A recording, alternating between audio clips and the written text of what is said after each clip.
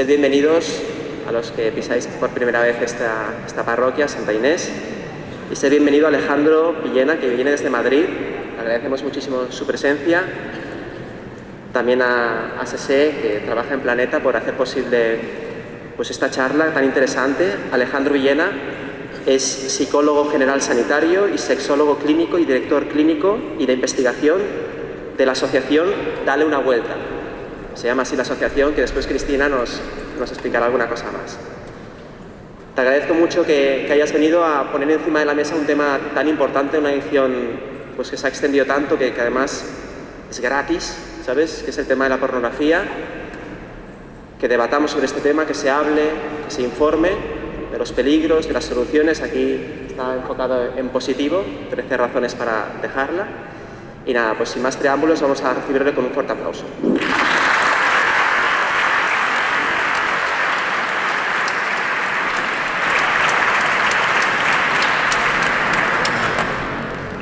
Buenas tardes. Eso de aplaudir al ponente antes de saber lo que va a decir es un poquito arriesgado, ¿no? Bueno, soy Alejandro Villena, vengo desde Madrid, pero realmente soy malagueño, así que estoy lejos de casa, pero bueno, este clima sí que me recuerda un poco a mi tierra. Se escucha bien, ¿verdad? ¿Me escucháis bien? Sí, fenomenal. Lo de hablar lento es bastante complicado para mí, porque digo como 1000 palabras al segundo, así que tenéis que estar muy atentos. Bueno, desde hace ya 7 o 8 años llevo dedicándome a la investigación sobre el consumo de pornografía. Ahora estoy terminando mi tesis doctoral sobre el uso problemático de la pornografía en los adolescentes, y generalmente cuando pienso en qué decir o en qué hablar sobre la pornografía, lo que me vienen a la cabeza son personas, ¿no? Yo trabajo en clínica, todas las semanas veo 20-25 horas de pacientes. Muchos de ellos sufren con la pornografía, ¿no? De personas jóvenes que se han aislado, que utilizan la pornografía como un ansiolítico, ¿no? Solo me calmo con la pornografía. Cuando estoy triste, pornografía. Cuando estoy enfadado, pornografía. Cuando tengo ansiedad, pornografía. Cuando me siento solo, pornografía. Matrimonios que han deteriorado sus relaciones sexuales, su intimidad, el deseo, incluso la propia respuesta sexual a veces está alterada por el consumo de pornografía. Intentaré que todo lo que traigo aquí será basado en artículos científicos. Aquí hay diferentes perfiles, diferentes edades, ¿no? Quizá habrá personas que el tema de las revistas pornográficas les suenen muy lejanos, y otras personas que será la pornografía que conocían, ¿no? Antes había que ir a por la pornografía, ahora la pornografía viene a por nosotros. Antes tenías que sortear un kiosco, un DVD, un videoclub, ¿no? Para poder conseguir un acceso a un material semi-explícito. Ahora cada adolescente tiene un pequeño cine pornográfico en su teléfono móvil y en su bolsillo, ¿no? Esto es lo que ha cambiado realmente, el acceso ilimitado que hay y la cantidad de tiempo que se puede pasar viendo un contenido completamente explícito. Dicen los estudios que el adolescente que tiene un uso problemático de la pornografía pasa hasta 1000 horas durante la adolescencia consumiendo pornografía. 1000 horas. Imaginaros 1000 horas tocando un instrumento, aprendiendo un idioma, cultivando una afición. Se desarrollaría mucho. ¿Qué pasa con los adolescentes que están aprendiendo de la pornografía? Que en un momento en el que su cerebro es como una masa de arcilla, que es muy moldeable, que es muy vulnerable, por la neuroplasticidad que tiene el cerebro en esas etapas, lo que se observa es que la huella que deja la pornografía es muy potente. Y claro, vivimos en la sociedad del yo-yo y del ya-ya, ¿no?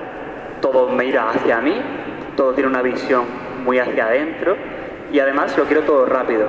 Los adolescentes ya tienen poca tolerancia a la frustración por ese periodo en el que están de desarrollo hormonal, de impulsividad. Si a eso le sumamos un aprendizaje con las pantallas, es fácil ver, ¿no? Amigos que tienen hijos, hijas de 3 años, dándole un iPad para que se calme, poniéndole el teléfono móvil para que sacie un berrinche. ¿Qué le estoy enseñando a su cerebro? Que la manera de regularse es a través de una pantalla. ¿Eso qué hace? Que su lóbulo frontal, que su cerebro, que el capitán del barco de su cerebro, que es el que dirige, el que planifica, el que organiza, no se desarrolle. Es como un freno que se va desgastando. Bueno, en este caso ni siquiera se desarrolla, ¿no? En esta sociedad del yo-yo y del ya-ya, pues entra la sociedad hipersexualizada, ¿no? Vivimos en supuestamente la sociedad donde se publicita más el sexo de la historia, en internet, en redes sociales, en TikTok, en películas, en series. O sea, tenemos un menú a la carta de sexo explícito en todos sitios, pero la realidad es que somos la sociedad con el peor sexo de la historia. Dice un catedrático de Salamanca en sexología que hemos avanzado mucho en libertades, pero que no educamos bien para los buenos usos de la libertad. Quizá es porque, como decía Viktor Frankl, al lado de la estatua de la libertad hay que construir una estatua de la responsabilidad. Y quizá nos estamos equivocando en qué es el concepto de libertad o cómo la estamos viviendo actualmente. Por eso, a pesar de ser una sociedad hipersexualizada, tenemos mayor número de enfermedades de transmisión sexual. En 2022, en España, según el periódico El Mundo, que hizo una pequeña investigación sobre el tema, se vio que hubo un aumento de sífilis, de clamidia y de gonorrea en España. Hay más agresiones sexuales y agresiones sexuales entre menores. La educación sexual sigue siendo un tabú en las familias. Solo el 50% de los adolescentes ha hablado alguna vez sobre sexualidad con sus familias y ni siquiera el 25% de los chicos y chicas han hablado alguna vez sobre pornografía con sus familias, cuando la gran mayoría de varones y algún porcentaje de mujeres que va increciendo, como veremos ahora, pues sí que lo hace, ¿no? Entonces, bueno, nos encontramos esta paradoja, ¿no? Una sociedad hipersexualizada, pero con la peor sexualidad de la historia. ¿Por qué? Probablemente por esa sociedad pornificada en la que estamos viviendo y probablemente porque la pornografía se ha instaurado en nuestras vidas. La pornografía, además de ser un material explícito, para mí es una idea, un concepto, una forma de tratarnos, una forma de mirarnos. Es una sexualidad disociada, donde prima lo biológico y el placer a corto plazo, pero no se tiene en cuenta la relación y el vínculo. La pornografía, yo digo que es como una pandemia. Es como una pandemia por dos cosas. Uno, por su efecto contagio. Bueno, ya hemos pasado todos el COVID, ¿no? Y sabemos que se contagiaba rápidamente. La pornografía llega a cualquier iPad, a cualquier móvil, a cualquier rincón rápidamente. Y lo segundo, por el impacto que tiene en la salud. La pornografía nos afecta a nuestra salud afectiva, sexual, y esto es lo que demuestran los estudios de los últimos años, ¿no? Es por eso por lo que la pornografía ha convertido el sexo en un producto, en lugar de en una experiencia compartida. La sexualidad generalmente es un nosotros, la pornografía es un yo que no tiene en cuenta el tú y no tiene en cuenta ese nosotros. En ese pequeño círculo que os represento ahí arriba están las diferentes dimensiones de la sexualidad. La sexualidad no es solo algo físico o biológico o un placer fisiológico, sino seríamos animales que simplemente se mueven por el impulso y por la reproducción. La sexualidad animal pertenece al reino de la necesidad, ¿no? De la impulsividad, y la sexualidad humana pertenece al reino de la libertad, donde entra también en juego todo el tema de los afectos, ¿no? La pornografía ha obviado todo el resto de dimensiones que entran en la sexualidad, la dimensión afectiva, cognitiva, ética, espiritual, y ha reducido de forma muy extrema el sexo a una experiencia simplemente como una descarga de dopamina. Luego hablaremos un poquito del cerebro. Entonces, algunos datos un poquito alarmantes. Hace unos meses estuve en el Congreso de los Diputados, me llamaron para hacer una comparecencia para tratar de vincular el consumo de pornografía a la violencia y a la agresividad sexual que está apareciendo hoy, sobre todo en menores. Ahí en esa comparecencia, en una sala del Congreso, había una representación política de todos los grupos políticos y les presenté estos datos, ¿no? Lo primero, que el acceso en España a la pornografía, con el primer contacto, se encuentra de media entre los 9 y los 11 años. 9 y 11 años. Este es un estudio hecho en las Islas Baleares, en la Universidad de las Islas Baleares. Es el estudio más representativo sobre la edad de acceso en España. Hay otros, pero este es el más grande. Y la edad media de primer acceso se encuentra entre los 9 y los 11 años. Si tenéis hermanos, hijos, hijas, sobrinos, nietos en estas edades, imaginaros qué le va a pasar a un chico que probablemente crea en los Reyes Magos todavía, pero que se encuentra con este material pornográfico. Esa disonancia, ese impacto le va a dejar una huella. Es habitual cuando doy talleres con adolescentes en los colegios que te digan, pues tengo una imagen que no me puedo quitar de la cabeza, me genera mucha ansiedad, me da mucha vergüenza esto que me ha pasado, pero casi todos en quinto de primaria ya han visto pornografía, ya saben lo que es, ya utilizan TikTok, ¿no? Bueno, Sabemos que casi el 30% de los chicos y el 17% de las chicas tienen riesgo de desarrollar lo que sería un uso problemático. Es lo que llamamos la adicción a la pornografía, de que luego hablaremos un poquito de ella. O sea que hay un riesgo, luego veremos algunas variables que pueden influir. Luego, como era una cuestión de agresividad a la comparecencia que tenía que presentar, dije, oye, yo es verdad que busco muchos datos científicos, pero nunca me he parado a preguntarle a Google si esto de la pornografía violencia es algo de verdad que está presente en Google o es algo muy sensacionalista que escuchas en los medios de comunicación. Pues simplemente puse en Google porno violento y aparecieron 61 millones de resultados en 0,24 segundos, sin ningún tipo de filtro de edad, sin ningún tipo de control. Es decir, que este tipo de pornografía parece que es muy accesible también para los adolescentes, ¿no? Entonces, bueno, me he permitido hacer este pequeño título, ¿no?, de 13 razones para dejar la pornografía, porque quiero analizar 13 ideas que me parecen interesantes para resumir cuál es la problemática de la pornografía actual. Ese es el título de mi libro también, ¿por qué no?, ¿no? Que no es porque no en plan sugerente, al revés, es un por qué no contundente.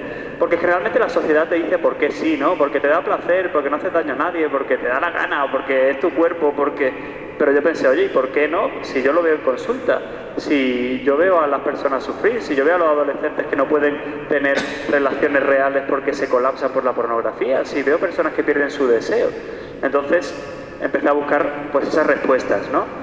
La primera que me encontré, y una de las más estudiadas, era el tema de la violencia hacia la mujer.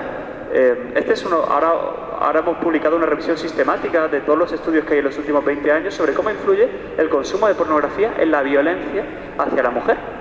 Este estudio, que se publicó en El Mundo en 2022, es del CIBERES, es un estudio español con jóvenes de 18 a 35 años, mujeres y hombres, en el que se ve que el 95% de los hombres y el 75% de las chicas ha visto pornografía alguna vez de forma intencional, no sé si era en el último año, y que el chico que ve pornografía tiene un 2,4 más de probabilidad de ser un agresor sexual, y la chica que ve pornografía tiene 4 veces más de probabilidad de ser una víctima sexual.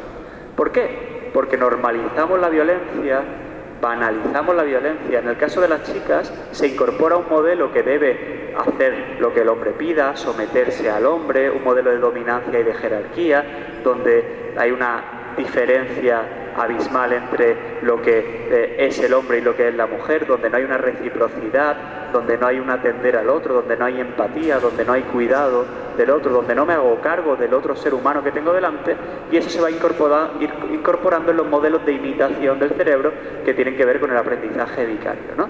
Esto pues no es solo en este estudio, sino que, bueno, yo siempre digo que en la pornografía la mujer es un objeto, no es un sujeto, ¿no? Esto es lo que hablábamos antes de esa sexualidad disociada de lo que es el ser humano, deshumanizada y poco conectada a el atender a la persona en las necesidades que tenga, en comunicarnos, en la ternura, en el cariño, en el amor, en el vínculo, ¿no?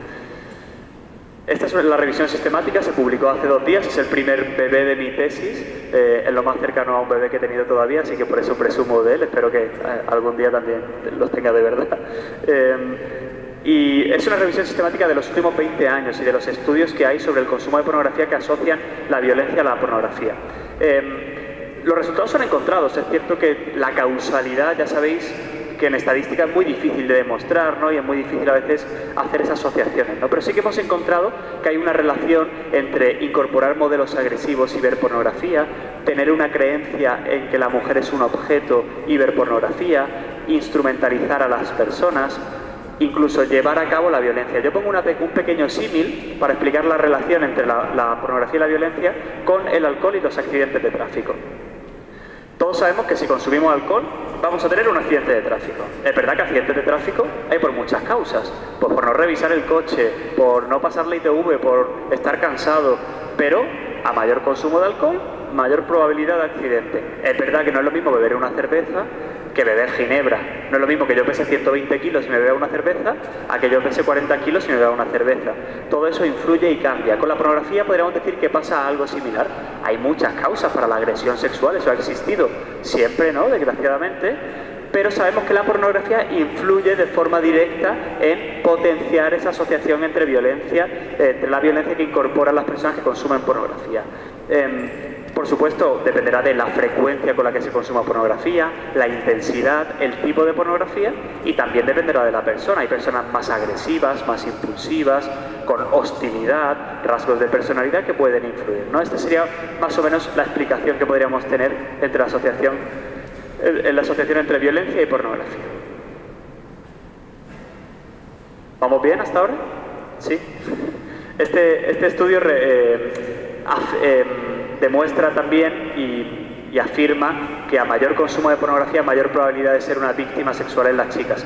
En este estudio en concreto incluyen el consumo de alcohol, donde se ve que eso aumenta esta asociación directa, ¿no? Por tanto, el alcohol que me impide, a lo mejor me hace perder el control, me desinhibe, me incapacita para parar o decir que no, sumado a un consumo repetido de la pornografía, en el caso de las mujeres en este caso, hace que repliquen esos modelos donde no son capaces de tener una referencia sobre lo que es permisible y lo que no, sobre lo que es dañino para ellas y lo que no.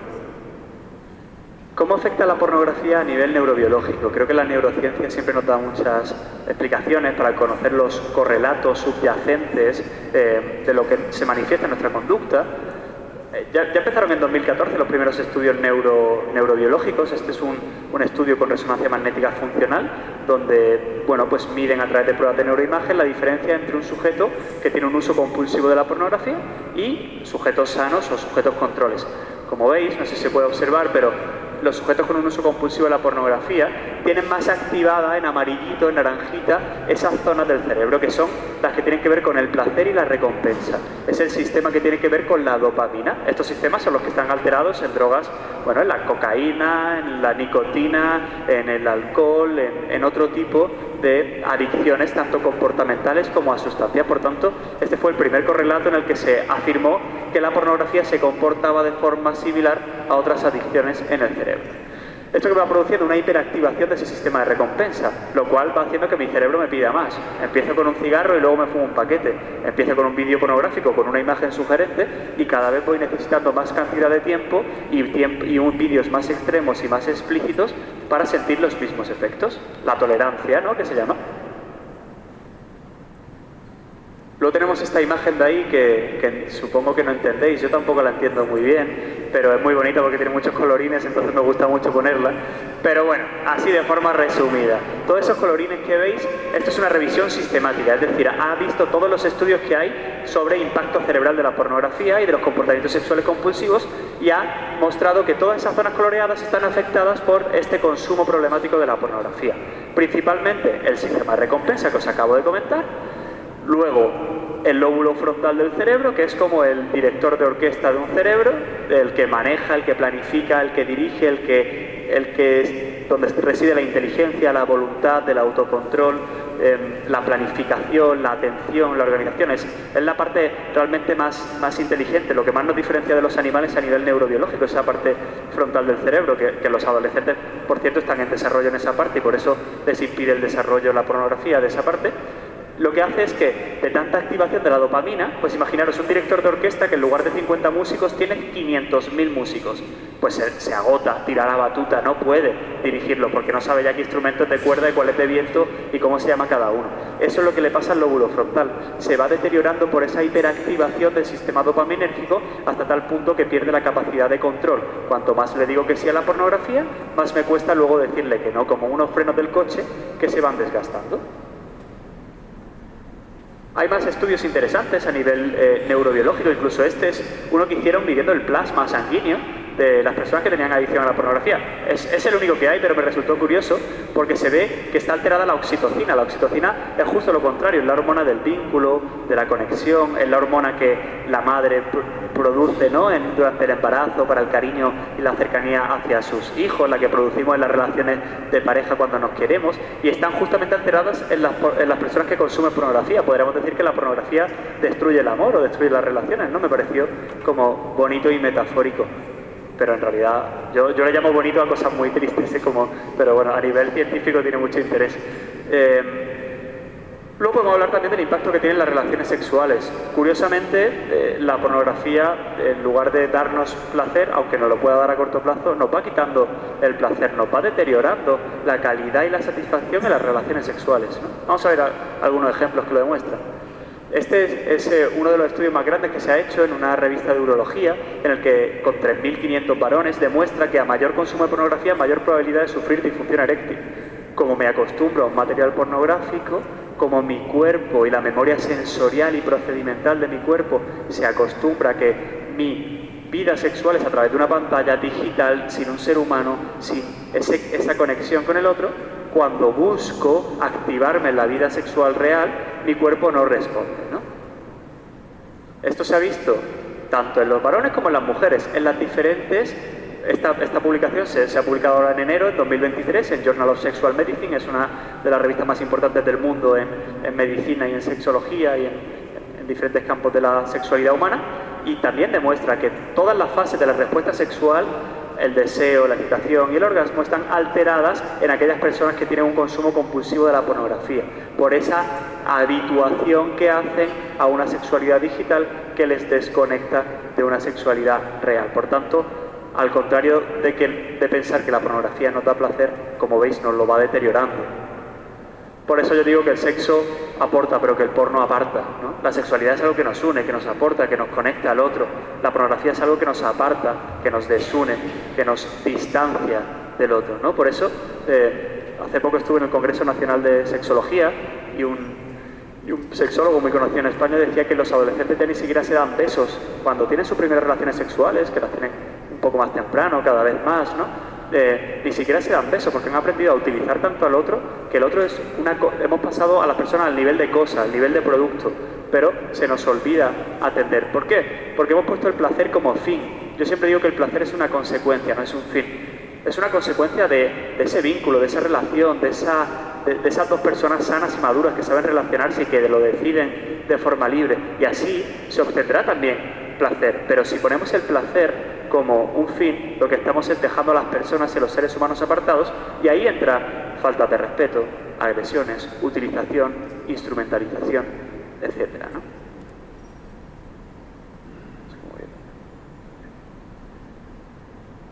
Hay otro estudio que habla de cómo nos afecta a nuestras capacidades cognitivas. ¿Podría la pornografía hacernos menos inteligentes? Esto es una revisión sistemática del año 2021, además se ha hecho en España, en un grupo de Valencia que estudia mucho este tema, y lo que se ha visto es que cuanto mayor es el consumo de pornografía, sobre todo en aquellas personas que ya tienen un problema con la pornografía, hay deterioro en la atención, deterioro en la memoria, deterioro en el control de los impulsos y deterioro en la organización y la planificación. O sea que ese lóbulo frontal, realmente todas estas facultades están en el lóbulo frontal, están deteriorados debido a este consumo de pornografía, ¿no? ¿Cómo puede afectarnos en nuestras relaciones de pareja la pornografía? Bueno, no es solo en la persona que consume, sino que también los de alrededor sufren. Hace unos años apareció un equipo inglés que descubrió un síndrome que se llama el trauma por traición, el betrayed o betrayal trauma. Este trauma es el trauma que se le produce a las parejas de los adictos a la pornografía. Generalmente son hombres y generalmente las que sufren en este sentido pues suelen ser más mujeres, ¿no? Recuerdo, por ejemplo, una mujer que vino a consulta llorando porque su marido había descubierto una adicción muy grave a la pornografía, a prostitución, y venía llorando diciendo: he pensado hasta operarme todo mi cuerpo a ver si consigo parecerme a estas mujeres que aparecen en la pornografía, porque no sé si nunca voy a llegar a generar esa intensidad que la pornografía le genera a mi marido, ¿no? Entonces, claro, la persona que vive eso daña su autoestima, se vuelve más ansiosa, más preocupada, desconfía, y se ha visto que todo esto pues se resume en ese cuadro que se llama trauma por traición. ¿Vamos bien hasta ahora? Si alguien quiere interrumpir, tirar tomates, preguntar, lo que queráis, es bienvenido. Hablo muy rápido, no he conseguido bajar las pulsaciones, ¿verdad? También suelo hacer 2 o 3 kilómetros en cada charla.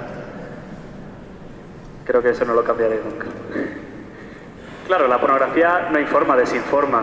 Viendo porno aprendes de porno, pero no aprendes de sexualidad. Esto es lo que yo le digo a los adolescentes cuando hablo con ellos en los talleres. No pretendan.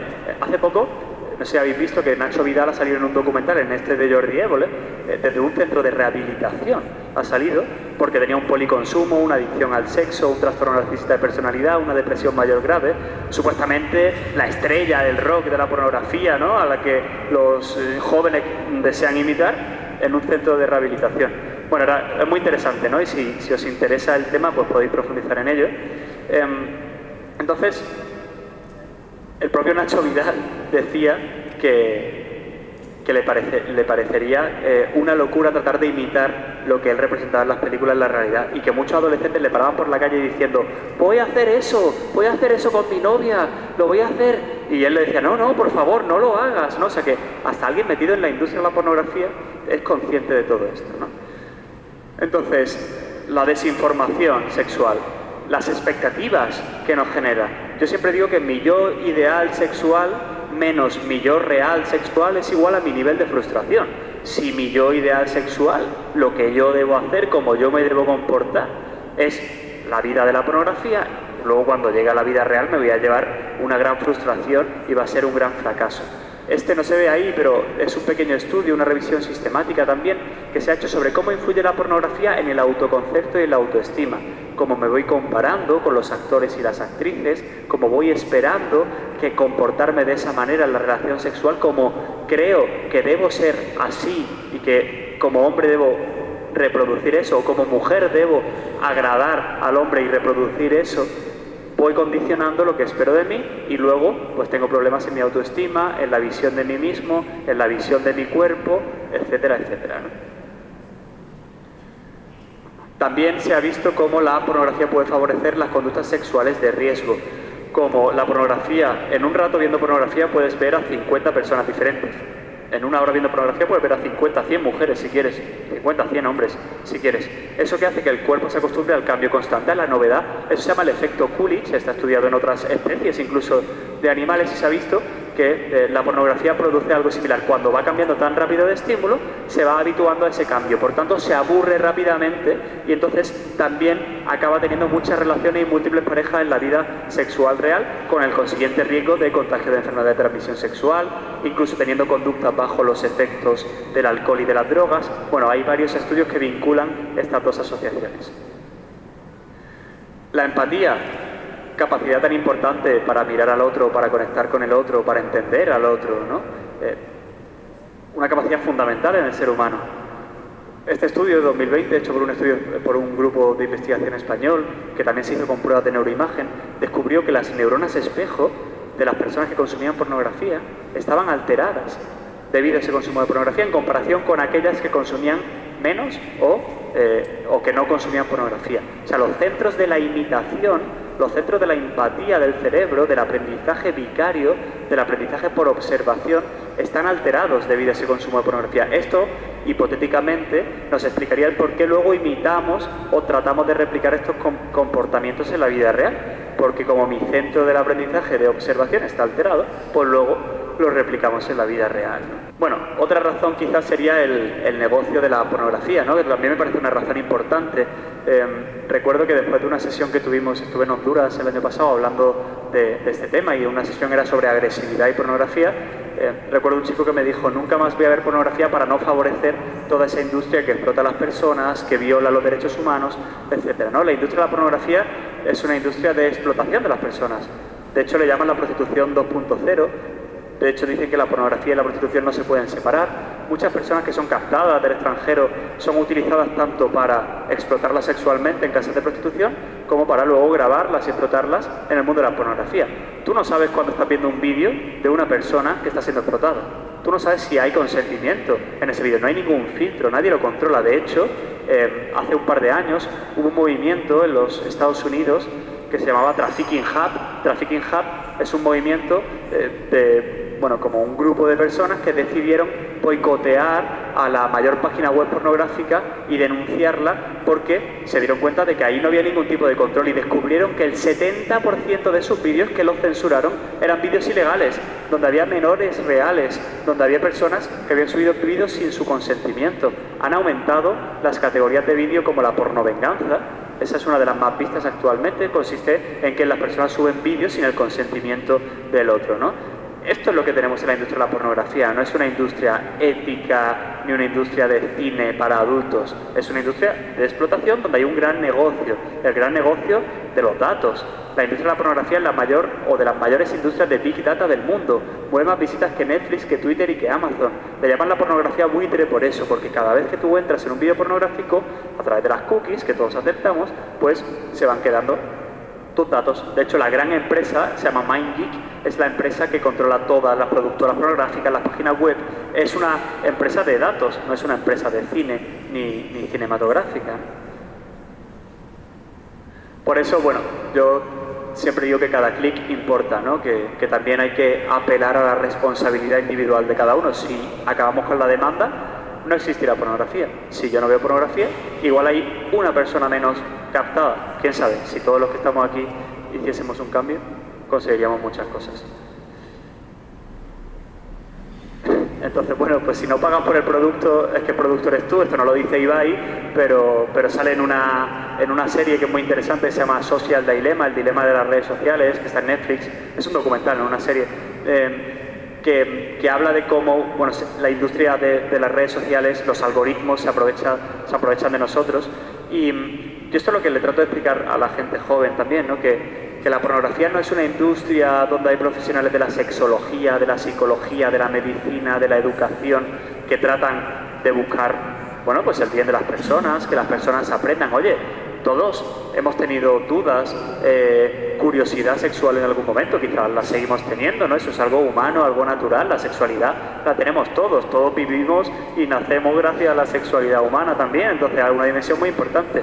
Pero claro, la pornografía realmente lo único que busca es aprovecharse, captarte cuanto antes y que pasen más tiempo dentro de sus plataformas para que ellos capten más datos tuyos y puedan o ofrecerte más publicidad o vender luego tus datos. No es una industria que se preocupe por tu bienestar sexual, porque te cases, porque tengas una buena relación sexual.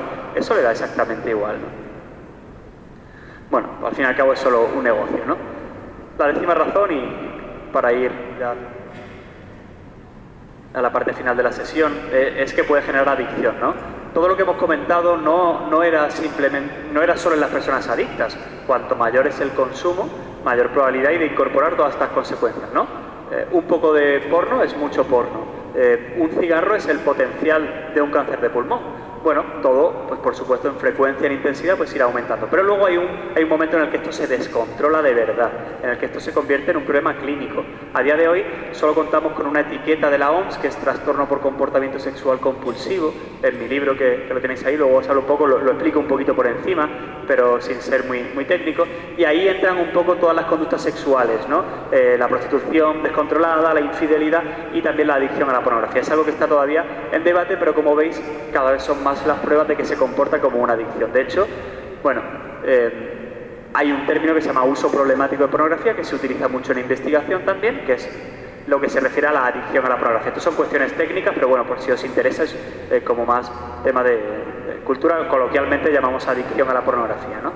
Y además este término se basa en 6 componentes, que son los componentes clásicos de la adicción. La saliencia, que tiene que ver con el protagonismo, con el tiempo que ocupa la persona en la pornografía, cómo conquista la pornografía la vida de la persona, ¿no? La recaída, intento dejarlo y no lo consigo, hay esfuerzo infructuoso de dejarlo, lo intento pero no puedo. El control, hay una falta de control que se relaciona con esto. La tolerancia, cada vez voy a más, primero empiezo por un vídeo pornográfico, luego necesito varios, más tiempo, o un vídeo más intenso. La abstinencia, que hasta ahora no se había estudiado nada en pornografía, pero un 20% de los pacientes sufren también de síndrome de abstinencia, problemas en el sueño, problemas de ansiedad, irritabilidad, enfado cuando no tienen la pornografía cerca, es decir, sí que hay un síndrome de abstinencia o de mono ya estudiado también en la pornografía. Y por último, la utilización de la pornografía para la regulación de emociones, ¿no? Esto que decíamos al principio, de estas personas cada vez que tienen una emoción desagradable, ansiedad, tristeza, cada vez que están enfadados, irritados, acuden a la pornografía para regularse. ¿Qué le enseño a mi cuerpo? Que la pornografía es la única manera que yo tengo para calmarme y eso me impide desarrollar mecanismos de regulación emocional sanos, ¿no? La pornografía me calma a corto plazo, pero luego me va produciendo más necesidad, por tanto, me produce más ansiedad aún, ¿no? Es un poco falaz eso. Claro, también pues la pornografía es una sexualidad sin emociones, desconectada de uno mismo, sin empatía, ¿no? Lo que hemos dicho, el sexo es un nosotros, la pornografía es un yo sin el tú, ¿no? Yo por eso digo que la pornografía es como la comida basura del sexo, ¿no? La pornografía no tiene esos nutrientes y esas vitaminas que necesitamos para realmente fortalecer nuestra sexualidad. La información es infoxicación. sobre la sexualidad, no es una información realmente saludable, ¿no? Entonces, bueno, pues necesitamos nutrirnos con fuentes saludables para vivir una sexualidad sana. Bueno, lo que decíamos, nos afecta a nuestra autoestima, nos hace compararnos, ¿no? Mi primer trabajo de fin de máster fue estudiar en los universitarios del CEU, yo estudié en el CEU en Madrid, cómo la pornografía podía afectar a sus expectativas, ¿no? Y vimos que a mayor consumo de pornografía, más me comparaba a mí o comparaba a mi pareja con el material pornográfico y más esperaba eso, y eso hacía que se frustrasen mucho estos jóvenes. Y luego, por último, la última razón sería cómo favorece la soledad. Aquí hay dos efectos. La persona que se siente sola acude a la pornografía para refugiarse. La persona que tiene menos habilidades sociales, que es más tímida, más introvertida, acude a la pornografía como un refugio. Y eso va produciendo una adicción. Luego, por otro lado, tenemos a la persona que consume pornografía, pero que debido a ese consumo va desarrollando también esa soledad, porque se va aislando en ese mundo digital y desconectando de la sexualidad en la vida real. Imaginaros lo que viene ahora con el metaverso, las gafas de realidad virtual, la inteligencia artificial. Ahora, no sé si habéis visto esto de los deepfakes o deep nudes. Hace poco pasó con Rosalía, que la desnudaron virtualmente, no era un desnudo real, era una foto de ella y la desnudaron con la inteligencia artificial. Imaginaros qué puede hacer un adolescente impulsivo y sin conciencia sobre lo que hace con esas herramientas, ¿no? Pues este es el mundo que nos viene y al mundo al que tenemos que estar preparados, ¿no? O sea que eso ya va a ser un 10.0. Me gustaría leer esta carta para terminar esta parte. Luego, como hay un público muy variado, sí que quería comentar alguna pequeña clave sobre la educación afectivo-sexual, pero nada, muy breve. Pero esta es una carta que me escribió un paciente que tuvo un problema con la pornografía y que una de las tareas que yo les pido es que escriban una carta de despedida a la pornografía. Esta carta me gustó tanto que le pedí permiso a este chico para leerla y la suelo poner en las sesiones que imparto y os la leo. Dice: querida pornografía, hoy he decidido escribirte esta carta para decirte adiós. He de admitir que contigo aparentemente aprendí mucho del sexo y me has ayudado a evadir mi mente de la realidad mostrándome fantasías. Has hecho que mi mente hallase ese equilibrio emocional que yo no le supe dar. Y siempre que tenía una emoción mala, podía contar contigo, pues estabas a un clic siempre de mi móvil y no me costaba encontrarte. Parecía realmente buena, aunque ya desde pequeño, que fue cuando te conocí, sabía que no debías ser como pensaba. Y con el paso de los años seguí conociéndote y me di cuenta realmente de quién eres y qué has hecho conmigo. Crecer contigo me ha hecho daño. Ha resultado ser para mí una droga perjudicial. Todos los beneficios que parecías tener eran falsos. Me mentiste y me engañaste. Me hiciste creer que eras buena y que no me harías ningún daño, pero no fue así. Por tu culpa no aprendí una manera sana de hallar un equilibrio mental y ahora siempre busco la sexualidad para regularme mentalmente. Esto hace que me sienta mal, me sienta sucio, pues no debería ser así. Ahora veo realmente quién eres y todas tus tretas y engaños. Me has hecho mucho daño, has hecho que tampoco tenga confianza en mí mismo, has hecho que dependa de ti y me has hecho creer que soy incapaz de dejarte, haciéndome sentir un inútil. Has hecho que pierda la confianza y amor de una chica estupenda que me quiere e hiciste que no supiera valorarla e incluso minaste el amor que sentía por ella. Por tu culpa me has hecho sentir despreciable, pero la que realmente eres despreciable eres tú. Podría seguir haciendo una larga lista de todas las cosas malas que me has hecho, pues todo lo que me hacías creer que era bueno en ti era falso, te odio. Por ello te digo adiós, sabiendo quién eres realmente y sabiendo sobre todo quién soy yo. Te dejo, pues no te necesito. Soy capaz, sin duda alguna, de librarme de ti. Con las herramientas que estoy aprendiendo en psicoterapia lo conseguiré. Sé que esto no te va a gustar, pues eres egoísta y no me dejarás tan fácilmente.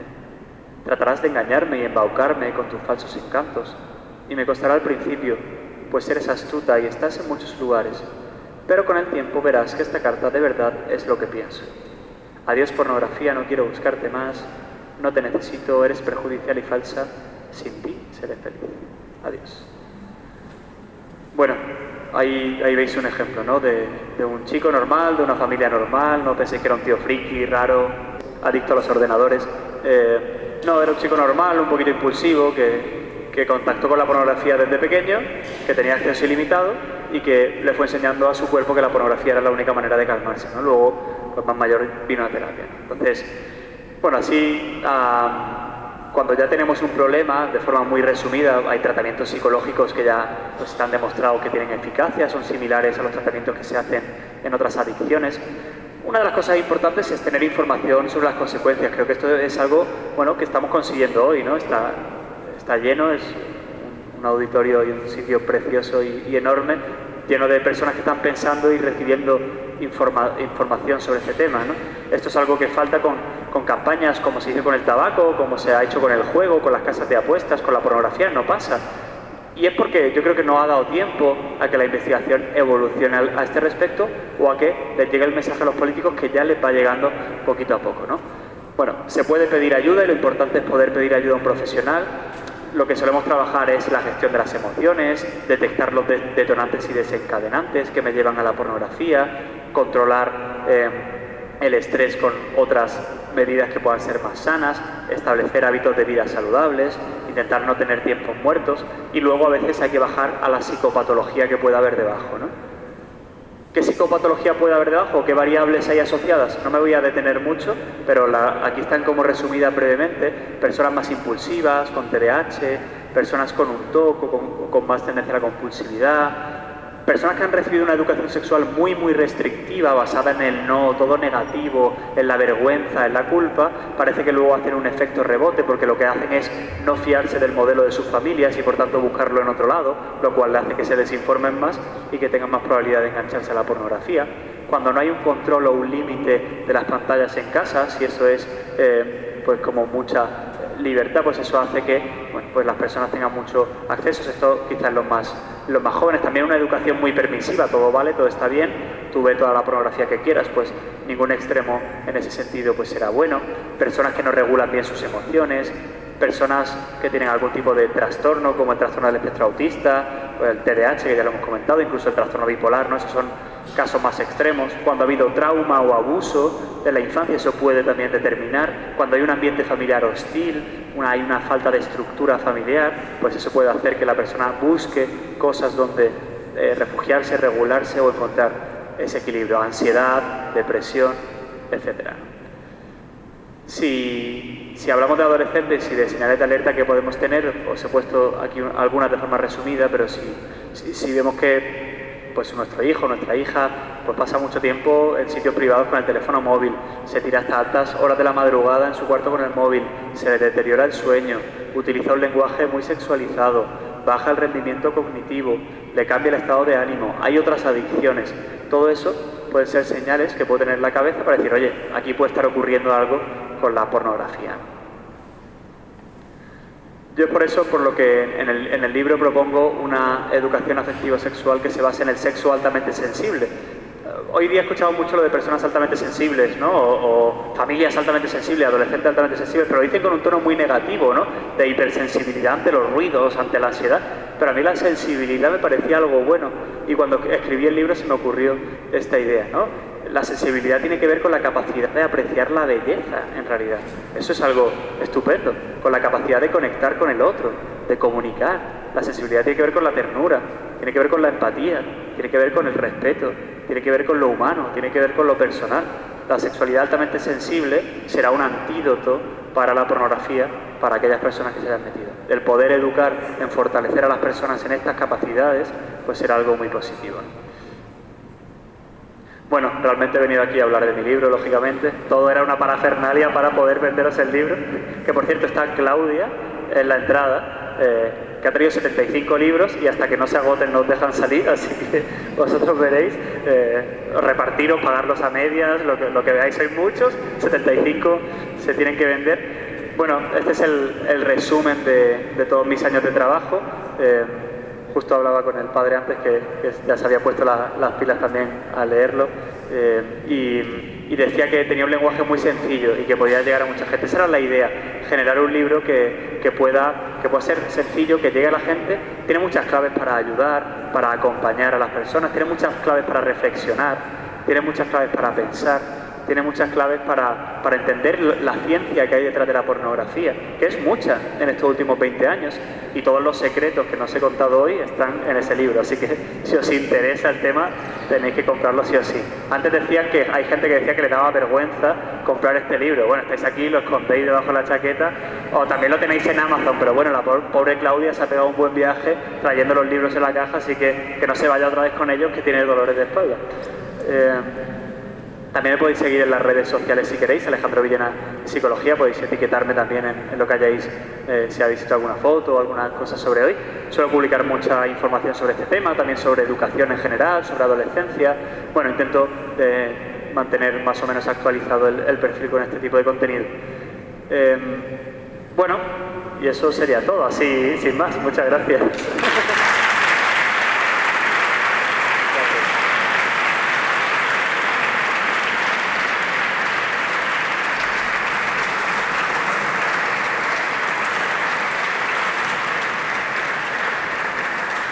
Bueno, pues muchísimas gracias. También gracias a Nazaret TV por grabar este evento, que siempre colaboran con nosotros. Y ahora, antes del turno de preguntas, que intentaremos que sea breve, que está Rital, pues vamos a hacer pasar a Cris Ferrer, por favor, para que nos hable de la asociación Dale una Vuelta. Bueno, hola a todos, yo soy Cristina Ferrer, soy psicóloga también, yo aún no soy psicóloga clínica, pero estoy en ello. Y bueno, agradecer a Alejandro que haya venido, ¿no?, desde Madrid. Yo colaboro con Dale una Vuelta desde este año. La embajadora de nuestra asociación Dale una Vuelta aquí en Barcelona, que es muy humilde, pero es la que va a manejar el cotarro aquí para que no tengamos que viajar nosotros. Bueno, entonces, un poco porque, os cuento un poco, ¿no? Conocí Dale una Vuelta hace mucho por internet, pero contacté con ellos este año porque me parece un tema que, bueno, lo que ha contado Alejandro, ¿no?, nos incumbe a todos. Entonces me puse en contacto con ellos y porque el mensaje que transmiten yo creo que, bueno, es alucinante, ¿no? Tanto toda la investigación que hacen, todo lo basan en ciencia, están abiertos, ¿no?, a cualquier tipo de persona. Ahora estamos aquí en Santa Inés, en la parroquia, pero a cualquier tipo de persona que piense como piense, de cualquier ideología, de cualquier pensamiento político, ¿no?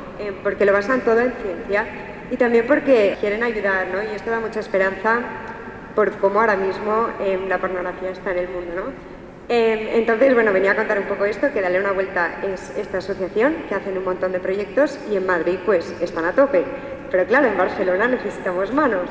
Entonces, nada, para dar un poco a conocer, ¿no?, que pues vamos a empezar con quien quiera, quien esté interesado, pues a moverlo aquí en Barcelona también. Si a alguien le interesa, que nos pueda escribir también, contactar, porque puede ser interesante para conocernos y para hacer un primer vínculo con la asociación, pues sois bienvenidos.